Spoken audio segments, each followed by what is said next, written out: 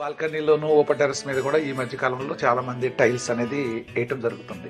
ఆ టైల్ కి మధ్యలో గ్రౌట్ ఓపెన్ అయిపోయినట్టు, కొన్ని టైల్స్ అయితే బ్రేక్ అయినట్టు, ఎలార్జ్ అయినట్టు, టైల్ కి ఉన్న మధ్యలో గ్రౌట్ ఓపెన్ అవడానికి రీజన్ అనేది అనలైజ్ చేయకుండా కేవలం ఆ టైల్ కి మధ్యలో ఉన్న గ్రౌట్ ని జాయింట్ ని కట్ చేసి ఆ తర్వాత దాంట్లో ఏదో ఎపాక్సీలు పియూలు అని రకరకాల కాంపౌండ్స్ తోటి పెడుతున్నారు.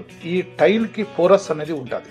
అది ముందు మనం ఎనలైజ్ చేసుకోవాలి. మనం వాడిన టైల్ ఏంటి, దాంట్లో ఎంత పర్సంటేజ్ ఎనలైజ్ ఉంది అనేది ఎనలైజ్ చేయకుండా మీరు ఎన్ని రకాల గ్రౌట్ పెట్టినా మరలా మీకు ఆ ప్రాబ్లం పెరుగుతుంది తప్ప తగ్గదు. ఆ టైల్ తీసుకుంటున్న చెమ్మ ఎంత ఎయిర్ అయితే వెళ్తుందో అంత ఎస్కేప్ అవడానికి మన దగ్గర drain out systems, dry whole system, air venting system అది ఇంప్లిమెంట్ చేసుకుంటే తప్ప మీకు ఇంకా వేరేది చేసినా కూడా ఇది ఫెయిల్ అవుతూ.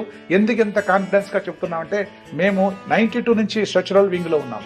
ఎన్నో నెంబర్ ఆఫ్ సైట్స్ చేయడం జరిగింది. అందువల్ల నేను ఈ వీడియో చేయడం జరుగుతుంది. Thank you.